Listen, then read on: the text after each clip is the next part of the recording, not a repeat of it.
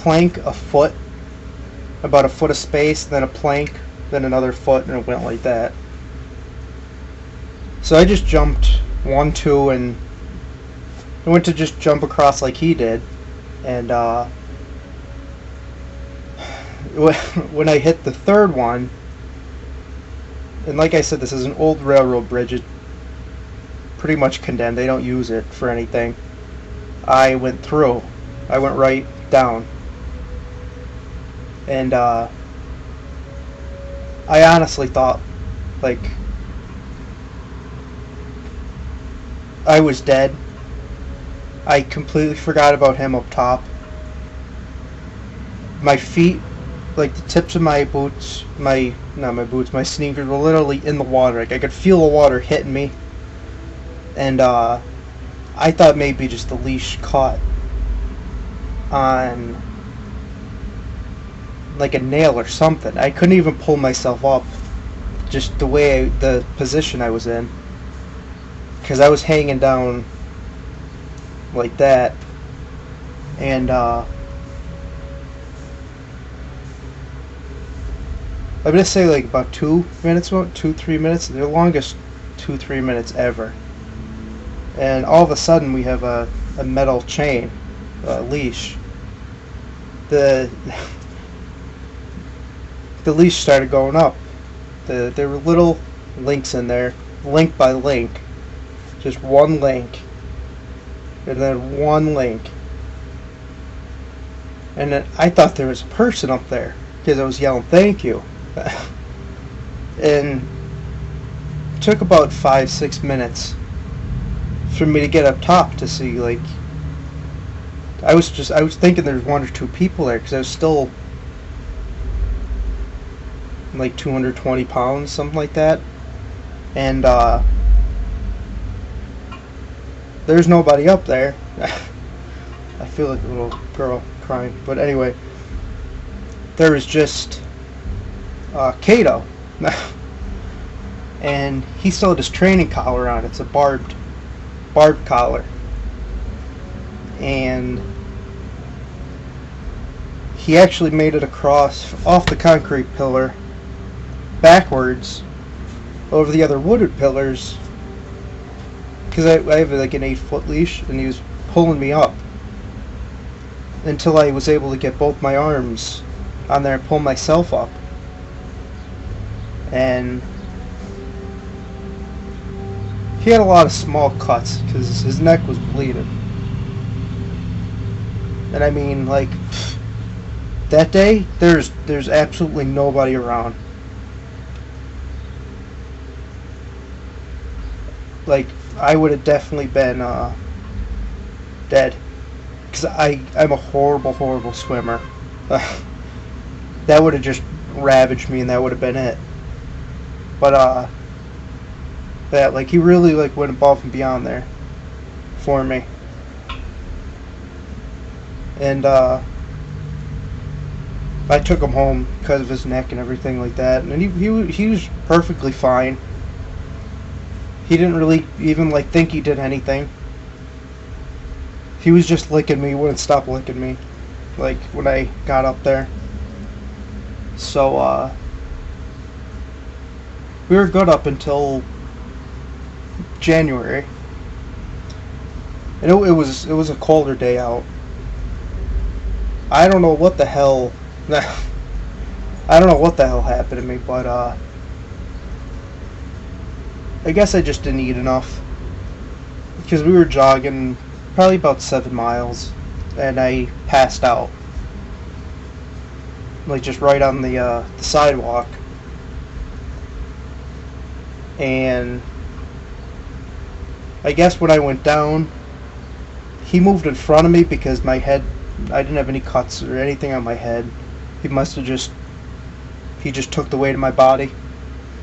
And I woke up and he was curled like in a U around my head. He was licking me. And like that's another one. That's like 4 so far.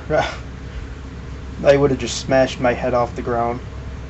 And then the last time, I passed out in March when I was running. And this time I saw myself going down. I just couldn't even lift my legs. My knees hit the ground. And I remember seeing his body. And that's really like the last thing I really remember.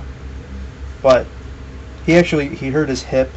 He bruised it because he got in front of me and he took the full weight of my like upper body.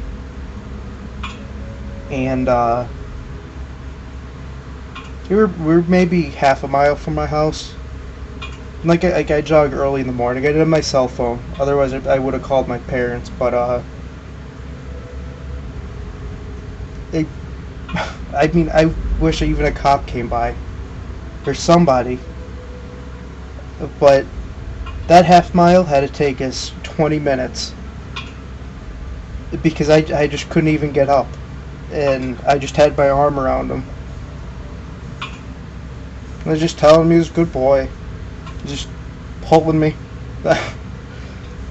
pulling me. Kind of probably looked like a cripple, like just pulling me down the street.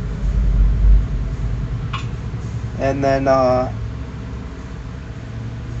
just yesterday, I was with my cousin and his wife. We were down at his house. We went hiking. These guys fishing down where we went by, and they had 3 dogs. They had like a pug, a baby pit bull, and an American bulldog. And I still don't know if the dog was going for me or my cousin's wife. Her dog, she had a little Scottish Terrier. But I mean, it happened so fast. I think Kato thought the dog was going for me, but me and we still couldn't believe like it happened. Like it was literally, it was way under a second that he reacted. But before that dog even got within like a foot of me, he had it by the back of the neck. He had its face jammed in the ground, and he just pinned it there. And my cousin helped me pull on Kato, but as soon as I told him to let go, I mean, he just let the dog go. So, I mean, I tell him every day, but this is definitely just like a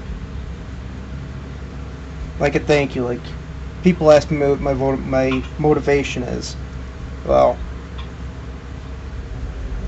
he's definitely like hands down, he's my biggest source of motivation. He's like an 80-something pound teddy bear. And just every day, no matter if it's raining now, no matter if it's cold, no matter how hot it is or how long we go, because we're starting to do half marathons now, he's just right there. Just, I don't know, he definitely just keeps my spirits up and everything. So, I'll bring him over here, because I know he's sleeping. I'll wake him up.